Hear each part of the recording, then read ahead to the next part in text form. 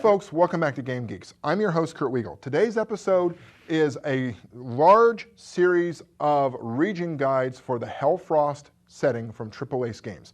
These are all written by the frighteningly productive Wiggy, who I had the honor of meeting and playing in a game with at Gen Con this year.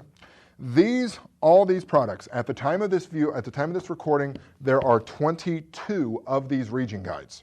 We're going to be kind of reviewing them en masse and talk to you about what you get with each of them.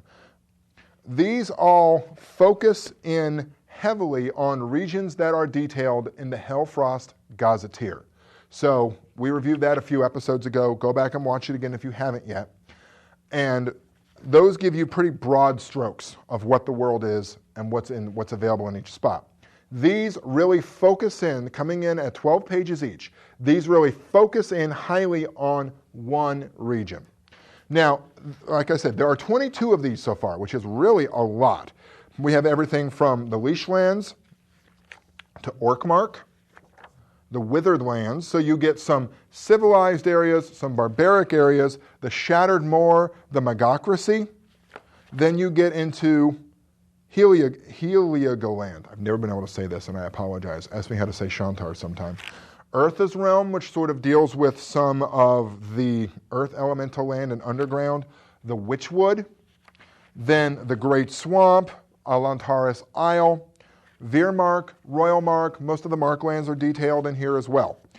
Each one of these really gives you a lot of detail for that particular setting. It gives you the individual lands, like city-states, baronies, independent cities, towns, what have you, steadings. It deals with the leaders, what you're likely to run into there, why you would go there, which I think is a very valuable piece on each of these. Why would your characters ever go to this area? Like, why would your characters ever go through the Crystal Flow Confederacy, which is a bunch of towns along one river? Well, it's a main artery through Rassilon, which is the world. It's a main artery there, so your characters might just be going there to get from point A to point B. Who can they run into in those regions? What can they get into? Individual gods, types of monsters, new edges or hindrances your characters could have.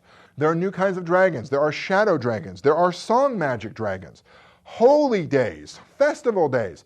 Folks, this gives you some really great information about each one of those individual pieces. And rather than having to buy, let's say you have no interest at all in learning about the Leashlands of old.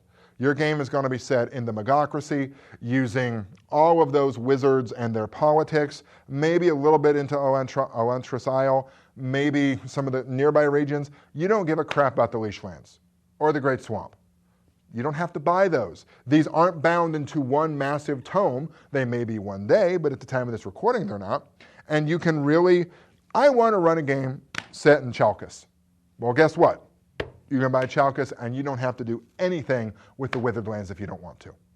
They give great, wonderful insight into each specific area. And like I said, these are all written by Wiggy, Paul Wiggy Wade Williams, who exhales these ideas and these products like most of us churn out CO2. It's really, I'm very jealous with how much he puts out.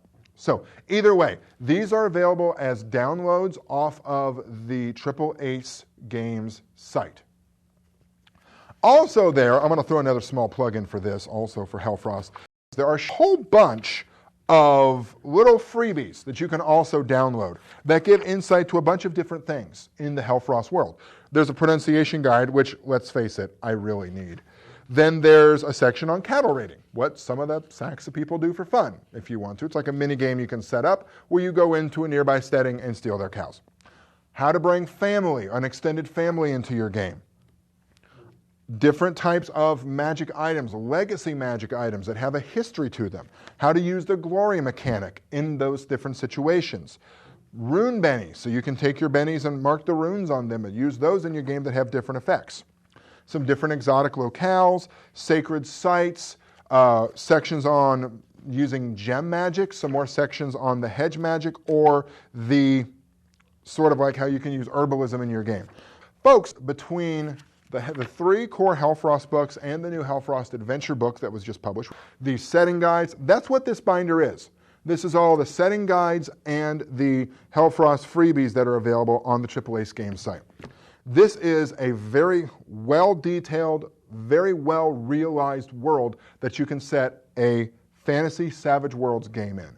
One of the other nice things about the region guides that I should have mentioned earlier, there's some Savage Worlds detail in there, but you could very easily ignore that, turn the edges into feats, and run this in Pathfinder or D&D 3.5 or any fantasy game that you really like. You can use this world as a template and just go.